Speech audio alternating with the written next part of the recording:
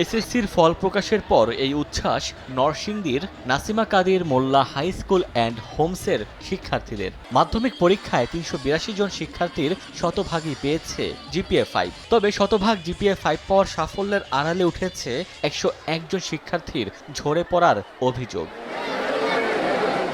Test পরীক্ষায় উত্তীর্ণ না হওয়ায় এই শিক্ষার্থীরা এসএসসি পরীক্ষায় অংশ নিতে পারেনি বলে অভিযোগ অভিভাবকদের। তারা জানান, প্রথমত টেস্ট পরীক্ষার প্রশ্ন অস্বাভাবিক কঠিন ও জটিল করা হয়। দ্বিতীয়ত খাতা মূল্যায়নের সময় উত্তর লিখলে বোর্ড পরীক্ষায় যেখানে 10 নম্বর দেয়া হয়, টেস্টের খাতা সেখানে স্কুলের শিক্ষকরা 5 নম্বর দেন। এতে যারা টেস্ট পরীক্ষায় পাশ করে তারা বোর্ডের পরীক্ষায় জিপিএ 5 পাওয়ার মতো উপযোগী ছাত্রছাত্রী হিসেবে বিবেচিত হয় এবং তাদের পরীক্ষায় অংশ নিতে দেয়া হয়। কিছুটা দুর্বল ও পিছিয়ে পড়া ১০১ জন শিক্ষার্থীদের টেস্ট পরীক্ষায় ফেল দেখিয়ে এসএসসি পরীক্ষায় ফর্ম পূরণ করতে দেয়া হয়নি বলে অভিযোগ উঠেছে।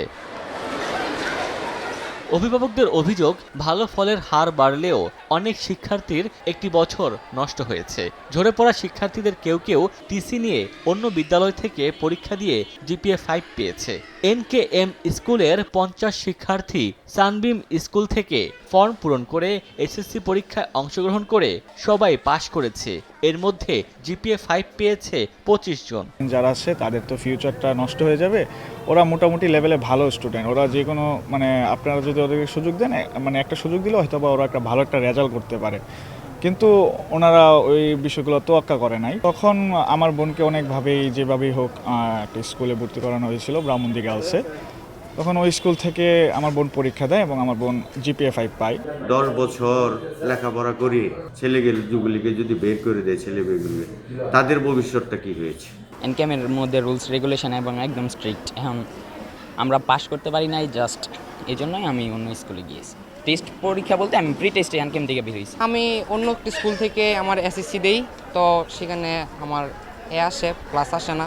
নাসিমা কাদির মোল্লা স্কুল থেকে আসতে চাই, আমাদের কোচিংয়ের পর তারা 20-25 জনের মতো ক্লাস পেয়েছে। তবে অভিযোগ অস্বীকার করেছেন বিদ্যালয়ের প্রধান শিক্ষক। তার দাবি, প্রথম দফায় টেস্ট পরীক্ষায় 117 জন এক বা একাধিক বিষয় ফেল করা শিক্ষার্থীদের অভিভাবকদের দাবির পরিপ্রেক্ষিতে ওই শিক্ষার্থীরা পুনরায় পরীক্ষা দেয়। তাতে 101 জন নির্বাচনী পরীক্ষায় উত্তীর্ণ হতে পারেনি বলে বোর্ডের নিয়ম মেনেই পরীক্ষায় বসতে দেওয়া হয়নি। ওদের পুনরায় একটা রিটেক নিলে ভালো হয়, তো তাদের লিখিত এবং মৌখিক অনুরোধের প্রেক্ষিতে পুনরায় একটা রিটেক পরীক্ষা নেওয়া হয়। রিটেক পরীক্ষা নেওয়ার পরেও সেখান থেকে 101 জন অকৃতকার্য হয়। আমি যেটা বলতে চাচ্ছি, 33% কম নাম্বার যারা পাবে বিষয়ভিত্তিক, তো তাদের বেলায় আমরা এটা ফর্ম ফিল আপ না করি, তাদেরকে বলেছি তোমরা আরেক বছর থাকো, থেকে ভালো করে পড়াশোনা করো, আমরা তোমাদের সহযোগিতা করব। এদিকে অভিযোগ পেলে স্কুল কর্তৃপক্ষের অনিয়মের ব্যত্যয় ঘটেছে কিনা তা তদন্ত সাপেক্ষে ব্যবস্থা নেওয়ার আশ্বাস দিয়েছেন জেলা প্রশাসক। এখন পর্যন্ত এই বিষয়ে কোনো অভিযোগ আমার কাছে আসেনি। কোনো শিক্ষার্থী বা কোনো অভিভাবক এই বিষয়ে আমাকে কিছু জানাননি। বিষয়টি জানতে পেরেছি যে অত্যন্ত গুরুত্বপূর্ণ এবং এই বিষয়ে অবশ্যই খতিয়ে দেখা দরকার। নাসিমা কাদির মোল্লা হাই স্কুল অ্যান্ড হোমস প্রতিষ্ঠিত হয় 2008 সালে। সময় সংবাদ, নরসিংদী।